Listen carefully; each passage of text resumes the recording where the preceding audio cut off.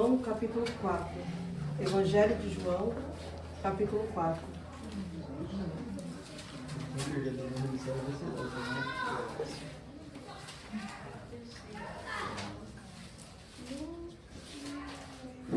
Evangelho de João,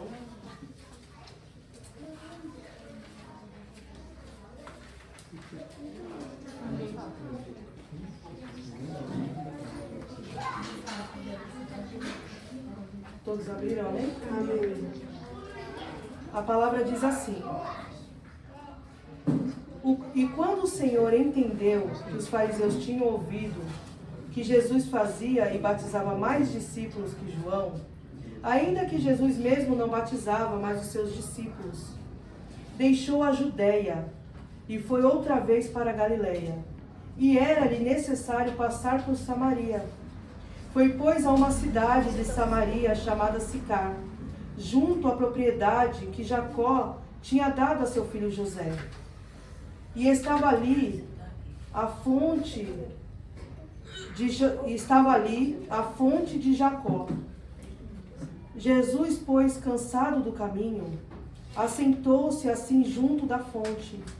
Era isto quase a hora sexta. Veio uma mulher de Samaria tirar água. Disse-lhe Jesus: Dai-me de beber. Porque os discípulos tinham ido à cidade comprar comida. Disse-lhe, pois, a mulher samaritana: Como sendo tu judeu, me pedes de beber a mim, que sou mulher samaritana? Porque os judeus não se comunicavam com os samaritanos. Jesus respondeu e disse-lhes: Se tu conheceras o dom de Deus, e quem é o que te diz, dai-me de beber, tu lhe pedirias, e ele te daria água viva. Disse-lhe a mulher: Senhor, tu não tens com que tirar, e o poço é fundo. Onde, pois, tens a água viva? És tu maior do que o nosso pai Jacó, que nos deu o poço, bebendo ele próprio dele, e os seus filhos e o seu gado? Jesus respondeu e disse-lhe: Qualquer que beber desta água, tornará a ter sede. Mas aquele que beber da água que eu lhe der, nunca terá sede, porque a água que eu lhe der se fará nele uma fonte de água que salte para a vida eterna. Disse-lhe a mulher: Senhor, dai-me dessa água, para que não mais tenha sede, e não venha aqui tirá-la. Jesus lhe disse: Vai, chama o teu marido e vem cá. A mulher respondeu e disse: Não tenho marido. Disse-lhe Jesus: Disseste bem, não tenho marido, porque tiveste 5 maridos, e o que agora tens não é teu marido. Isso disseste com verdade. Disse-lhe a mulher: Senhor, vejo que és profeta. Nossos pais adoraram neste monte, e vós dizeis que é em Jerusalém o lugar onde se deve adorar. Disse-lhe Jesus: Mulher, creme que a hora vem, e em que nem neste monte, nem em Jerusalém, adorareis o Pai. Vós adorais o que não sabeis, nós adoramos o que sabemos, porque a salvação vem dos judeus. Mas a hora vem, e é agora, em que os verdadeiros adoradores adorarão o Pai em espírito e em verdade, porque o Pai procura a tais que assim o adore. Deus é espírito, e importa que os que o adorem em espírito e em verdade. A mulher disse-lhe: Eu sei que o Messias, que se chama o Cristo, vem. Quando ele vier, nos anunciará tudo. Jesus lhe disse: Eu o sou, eu que falo contigo. E nisto vieram seus discípulos, e maravilharam-se de que estivesse falando com a mulher. Todavia, nenhum deles lhe disse: Que perguntas? Ou por que falas com ela? Deixando, pois, a mulher o seu cântaro, e foi à cidade, e disse àqueles homens: Vinde, vede um homem que me disse tudo quanto tenho feito. Porventura não é este o Cristo? Saíram, pois, da cidade e foram ter com ele. Até aqui. Amém? Amém. Glória a Deus. Os irmãos podem se assentar. Né? Acredito que os irmãos aqui saibam por que os judeus não se comunicam com os samaritanos, mas eu vou fazer uma breve explicação, né? No tempo de Reis, né, no tempo de Salomão, foram feitas uma divisão das tribos. As 12 tribos de Israel, né, Israel que é Jacó, as 12 tribos de Israel, Jacó, foram separadas. 10 tribos ficaram no Reino do Norte e 10 tribos e 2 tribos ficaram no Reino do Sul, que é Judá e Benjamim. E as outras 10 tribos se espalharam pela Síria, se espalharam ali, tornando-a Samaria, né? Então, quando eles se espalharam, o que aconteceu? Foram entrando doutrinas na vida daqueles irmãos que uma vez só conheciam a Torá, uma vez que tiveram sido libertos do Egito, da escravidão. Esses homens passaram a ter para si doutrinas e uma vida completamente mundana, né? Adentrando deuses estranhos, cultura estranha. Mas muitas dessas pessoas continuaram ainda tendo os ritos judaicos, né? Só que eles só passaram a acreditar apenas na Torá. Eles não acreditavam mais na Torá oral, que é o Talmud. Eles não acreditavam nos profetas, né? Então eles só passaram a acreditar apenas na Torá. Mas eram pessoas que acreditavam em Deus. Eram pessoas que seguiam os ritos de Deus. Eram pessoas que no tempo das festas, das festividades, saíam de Samaria, saíam dos seus lugares para as festividades anuais, né? Então era um povo que conhecia Deus. Assim como o povo judeu. Só que para o povo judeu, essas pessoas eram pagãs. Essas pessoas eram infiéis. Então eles não se comunicavam. Eles não podiam nem a menos pegar emprestado uma caneta, né? Eles não se comunicavam, de fato, né? E a palavra fala que aquela mulher, ela conhecia as escrituras. A samaritana, ela conhecia as escrituras. Ela não estava ali quando Jesus chegou até ela, que ele fala assim, que ele pediu água para ela. Ela já fala logo: por que você me pede água, sendo tu judeu? Por quê? Porque ali já tinha um entendimento que não se podia dividir nada, né? Não se podia dividir um cântaro, não se podia dividir um copo, né? Então Jesus, ele começa a falar com aquela mulher. Ele começa a conversar com aquela mulher. Só que quando ele começa a conversar com aquela mulher, ela começa a indagar Jesus. Ela começa a querer ensinar Jesus. Ela fala para ele, ela fala assim: é tu maior do que nosso pai Jacó? Então ela conhecia. Ela não está falando de algo que ela não sabia. Ela está falando de algo que ela tinha conhecimento. Só que muitas vezes, nós, para Jesus, nós somos como aquele vaso que não quer ser moldado por Jesus. A princípio, quando a palavra vem de confronto com as nossas vidas, a gente é aquele vaso que quer falar para o oleiro como ele deve fazer o vaso. A gente não quer que o oleiro venha em nós, veja todas as impurezas do barro, do vaso, veja o vaso rachado e ele quebre e faça tudo de novo.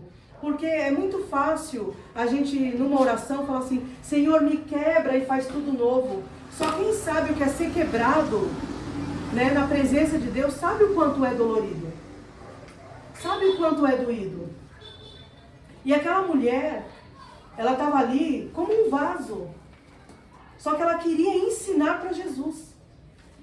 Ela queria trazer para Jesus a memória. Porque até então ela não conhecia Jesus ali. Ela conhecia os ritos. Ela conhecia a palavra na sua prática diária, não assim de viver ela na sua essência. É o que acontece com muitos de nós. Nós lemos a palavra, nós conhecemos a primícia do Evangelho, nós conhecemos para que nós fomos chamados, mas muitos de nós vivemos um rito. Nós não vivemos Cristo de coração. Nós não vivemos Cristo na sua essência. Veja, nós vamos ler agora Lucas 18. Irmãos, vai ser bem compassado, tá? Nós vamos ler Lucas 18. E aqui em Lucas 18,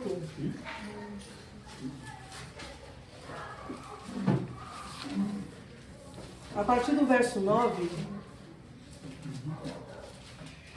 a palavra ela diz assim: e disse também essa parábola a uns que confiavam em si mesmo, crendo que eram justos, e desprezavam os outros. 2 homens subiram ao templo a orar, um fariseu e o outro publicano. O fariseu, estando em pé, orava consigo desta maneira: ó Deus, graças te dou, porque não sou como esses demais homens, roubadores, injustos, adúlteros, nem ainda como este publicano. Jejuo 2 vezes na semana e dou o dízimo de tudo quanto possuo. Então veja que nessa primeira parte, né, o fariseu é aquele que conhece a palavra. O fariseu é aquele que cumpre os ritos cabalmente.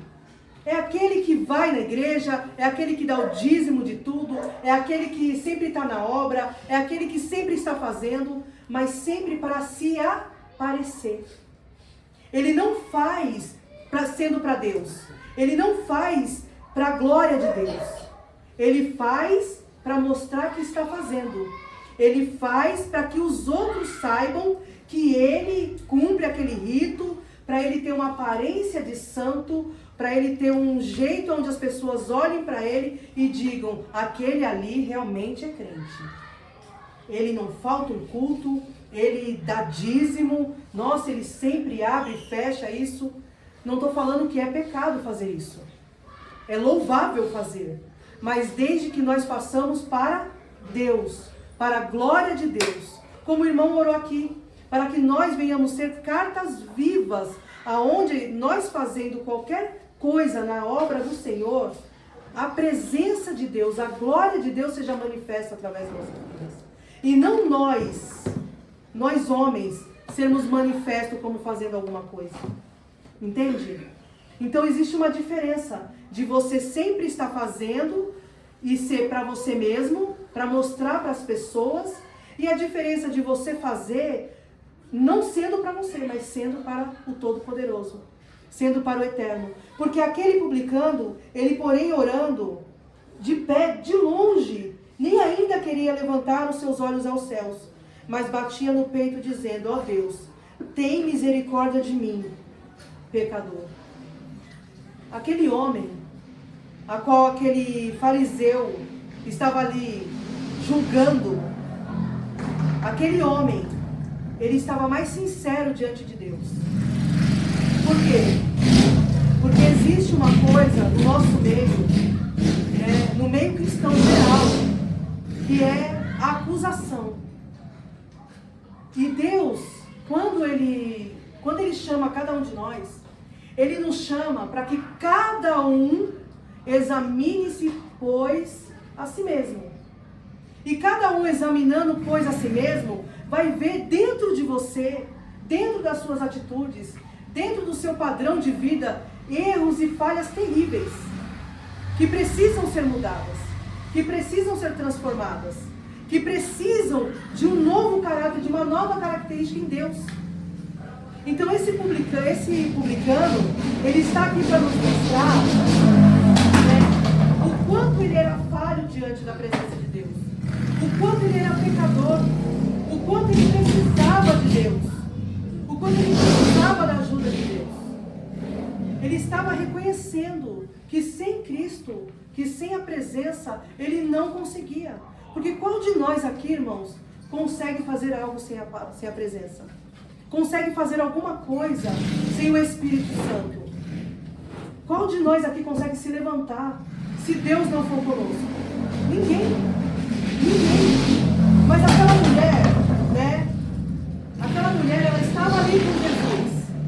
Aquela mulher, ela estava ali querendo ensinar Jesus, E Jesus, humildemente conversando com aquela mulher, humildemente conversando com aquela mulher, ele fala assim para ela: ah, mulher, se você souber o dom de Deus. Jesus, ele quis mostrar para aquela mulher: se você souber o que Deus quer colocar dentro de você, Se nós soubermos o que Deus quer fazer nas nossas vidas, se a gente souber imaginar o que Deus quer para cada um de nós, rios de águas vivas fluiriam do nosso interior. Mas hoje, nós temos vivido uma vida onde águas amargas estão saindo de dentro de nós. Onde há um manancial de água viva, um manancial que era para ser maravilhoso para nós, tem se tornado muitas vezes amargo. Porque a gente não tem conhecido o dom que Deus quer dar a nós. A presença do Todo-Poderoso que quer preencher as nossas vidas.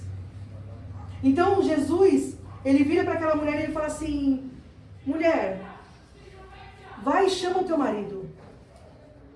Chama o teu marido. E ela fala assim: não tenho marido. E naquele momento, Jesus, ele não vira para aquela mulher e fala assim: olha, realmente você não tem marido. Porque o que você tem agora não é seu. Ele não vai falar para ela: olha, você já teve 5 casamentos. Você já teve uma vida aí dissoluta. Vamos aqui conversar para mim te instruir no como você deve ser como esposa. Jesus, ele não fez isso. E nem a acusou. E nem a acusou. Porque naquele momento, Jesus queria mostrar para ela que a religiosidade dela estava matando ela. Jesus queria mostrar para ela que a forma de vida que ela levava estava destruindo ela. Ela era uma mulher destruída. Era uma mulher que ela buscava satisfação no trabalho, que ela ia ali buscar a água ali, né? Mas ela sempre voltava com um cântaro vazio. Todos os dias ela ia ali e o cântaro dela continuava vazio. Porque aquela mulher, ela buscava preenchimento da vida dela nas coisas que não preenchiam. Ela buscava preenchimento no trabalho, ela buscava preenchimento, né, na religião, e ela buscava preenchimento nos casamentos. Tanto que ela teve 5 casamentos. Ela era uma mulher religiosa, né? Mas no trabalho, que ela queria buscar tanta satisfação, ela se tornou uma mulher cansada. Ela se tornou uma mulher pesarosa. Ela se tornou uma mulher infeliz. Na religião, ela era uma mulher vazia. Ela era uma mulher religiosa. A ponto de mostrar isso para Jesus. Você sendo judeu, você vai pedir água para mim? Ela não era uma mulher afetiva. Ela era religiosa. Ela não era uma mulher que buscava viver a palavra de Deus, querendo conhecer o Messias, verdadeiramente. Ela queria conhecer um lugar, antes dela entender que ela era este lugar. Ela não compreendia que ela era este cântaro, este lugar. Então ela era uma mulher religiosa, ela era uma mulher vazia, ela era uma mulher fria. E nos casamentos ela buscava satisfação, mas ela não conseguia achar satisfação. Então ela ficou casando com um, casou com outro, casou com outro, e casou com outro, e não teve satisfação na vida. Ela não conseguiu achar satisfação para a vida dela. Ela não conseguia ter um preenchimento para a vida dela. Era uma mulher que quanto mais ela buscava, quanto mais ela sabia dos ritos, quanto mais religiosa ela era, quanto mais ela ia buscar água, mais sede ela tinha e mais vazia ela ficava. Mais vazia ela ficava. E aquela mulher, Jesus vira para ela e fala assim... ele vira para a mulher e diz assim: vai, chama teu marido. E ela fala assim: não tenho marido. Disseste bem, não tenho marido. Porque tivesse 5, e o que agora tem não é teu marido. Isso disseste em verdade. Disse a mulher: Senhor, vejo que és profeta. Nossos pais adoram neste monte, e vós dizeis que é em Jerusalém o lugar onde se deve adorar. Então, dentro da religiosidade, dentro dessa separação, ela estava falando assim: olha, os nossos pais disseram que a adoração é aqui. Se eu estiver aqui, se eu estiver na igreja, se eu der o dízimo, se eu fizer de tudo na igreja, mas o meu coração não estiver em Cristo, eu estou certinha, porque falaram que era para mim vir para a igreja. Né? Falaram que se eu viesse para a igreja, minha vida ia mudar. E eu não estou vendo nada acontecer, mas eu estou vindo. Quantas pessoas andam dentro da igreja e a vida não muda? Quantas pessoas estão adorando dentro das igrejas, mas é uma adoração vazia. É uma adoração sem força. É uma adoração sem coração. É uma adoração onde o racional não está na palavra, não está direcionado ao Senhor. Não está. Então muitos estamos aqui. Mas aonde está o nosso coração? Aonde está o preenchimento de estarmos aqui? Será que quando a gente vem, a Bíblia fala assim, que o próprio rei Davi, ele falava assim, alegremos quando nos disseram, vamos à casa do Senhor. É uma alegria estar na casa do Senhor. É uma alegria estar na presença de Deus. Deve ser uma alegria buscar a presença do Senhor para as nossas vidas. Não somente aqui, como um rito, para que todos vejam. Porque o Senhor próprio, Ele responde. Ele fala assim, vós adorais o que não sabeis. Nós adoramos o que sabemos, porque a salvação vem dos judeus. Ele estava falando dele mesmo. Jesus estava falando dele mesmo. Porque a salvação vinha dos judeus. Vinha dele, do nascimento dele. Era uma promessa. A salvação vinha por eles. E ele estava ali, se cumprindo. Só que aí ele cumprindo nele mesmo, ele vira para aquela mulher e ele fala, olha, nem neste monte, nem em Jerusalém. Ué, mas a salvação não vem dos judeus? Por que não é em Jerusalém? Porque Jesus, ele estava se mostrando para ela. Ele estava mostrando que ele era a salvação. Que ele era o Cristo Salvador. Que ele era a mudança para a vida daquela mulher. Que ele era a diferença de comportamento e de situação para aquela mulher. E ele vira para ela e ele fala assim, olha, para de ritos momentâneos, para de ritos onde todo mundo está vendo para que você seja adorado. Não é você que tem que ser adorado, não é você que tem que ser visto, não é você que tem que ser aplaudido, não é você. Para de querer subir um monte para as pessoas verem que você está subindo. Não estou falando, irmãos, que a gente não vai subir um monte, em nome de Jesus. Eu estou querendo falar de fazer disso uma idolatria. Entende? Porque a verdadeira adoração, ela vem no nosso comportamento, no nosso dia a dia, na nossa vida diária com o Senhor.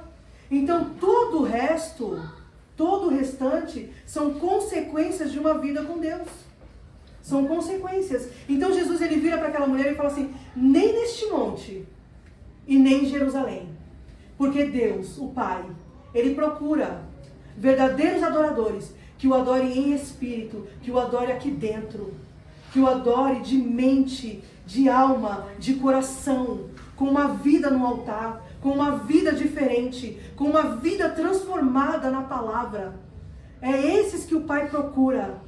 O Pai procura que você seja esse cântaro não vazio, esse cântaro que toda vez você vem, enche um pouquinho na igreja, enche o cântaro de água, quando você sai, ele continua vazio, você continua vazia, você continua sem nada. Não, mas ele quer que a glória dele esteja todos os dias dentro de você. Todos os dias. Ele quer que essa glória, quando você sair daqui, ela permaneça. Como diz lá em 2 Coríntios 4, que a glória de Deus está em vasos de barro. Em vasos de barro. Ele não quer que essa glória a gente receba aqui e quando a gente sair, a gente esqueceu tudo que a gente viveu. Tudo que foi falado, tudo que foi dito, tudo que nos é ensinado. Não é isso que Deus quer de nós. Ele não quer que nós sejamos cântaros vazios. Que toda vez ele fala, toda vez ele enche da palavra, ele usa de misericórdia, e quando a gente sai daqui, está vazio, está sem esperança, está sem vida, está sem fé, está sem amor, não tem amor pela obra, não tem amor pelas coisas que vêm do alto, não tem amor em subir ao monte para buscar a presença de Deus, não tem amor em estar aqui, não tem amor no que faz. Não é isso que Deus quer. Deus quer que nós amemos o que a gente faz.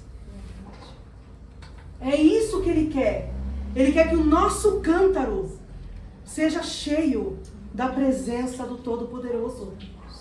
É isso que o Senhor está falando para essa mulher. Ele fala assim, olha, não vem aqui como um rito. Não vem aqui como um momento de você marcar, como aquele negócio de trabalho, né? Marcar ponto. Não, eu não quero que você venha marcar ponto aqui. Eu não quero que você venha aqui só marcar presença. Eu quero que você tenha a minha presença. Eu quero que você seja cheio da minha presença. Eu quero que nós sejamos repletos da glória de Deus, porque é este que o Pai quer. O Pai, Ele deu a salvação que vem dos judeus, que vem de mim, para que através do meu sangue, para que através do meu sacrifício, para que através de todas as coisas que aconteceram em toda a história, isso esteja marcado na tua vida, para que você viva.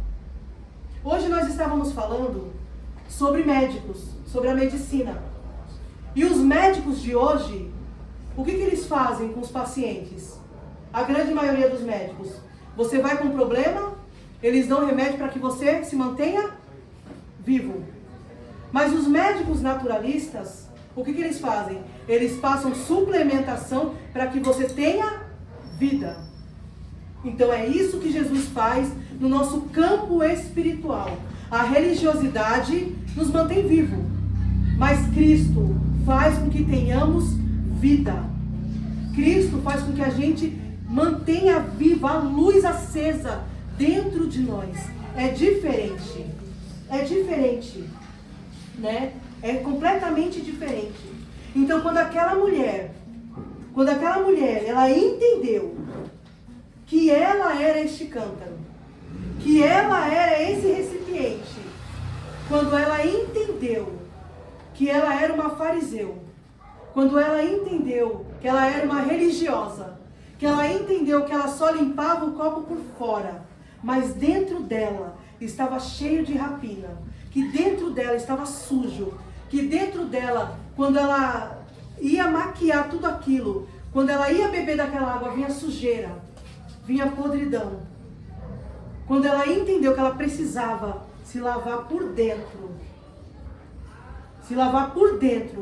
para que fora e todo o resto fosse limpo, aquela mulher que tinha medo, aquela mulher que era frustrada, aquela mulher que uma vez vinha buscar água meio-dia, porque ela tinha vergonha da situação dela, ela tinha vergonha da vida que ela vivia. Irmãos, nós precisamos ser crentes, ser cristãos de exemplo. Nós não podemos andar na sociedade com vergonha. Nós não podemos andar na sociedade devendo, com a cabeça baixa, com os outros apontando, olha ali, é crente, mas faz isso. É crente, mas é daquele jeito. É crente, mas não é temperante. É crente, mas é briguento. É crente, mas é isso, mas é aquilo. Não. Não. Nós temos que andar perante a sociedade com a cabeça erguida, sabendo o nome que nós carregamos, sabendo o Deus que nós servimos. Paz, Maria! Sabendo o Deus que nos chamou. E quando aquela mulher, ela entendeu o Deus que chamou ela, quando aquela mulher, ela compreendeu que ela vivia morrendo dentro de uma religião, que ela vivia morta, quando ela compreendeu tudo aquilo, o que aquela mulher fez? Ela falou assim, verdadeiramente tu és o Cristo. Ela foi para a cidade e ela começou a anunciar o Evangelho. Ela não ligou que ela tinha 6 maridos. Ela não ligou. Ela não ligou para a condição de vida dela. Ela não ligou para nada. Por quê? Porque ela deu crédito à pregação de Jesus.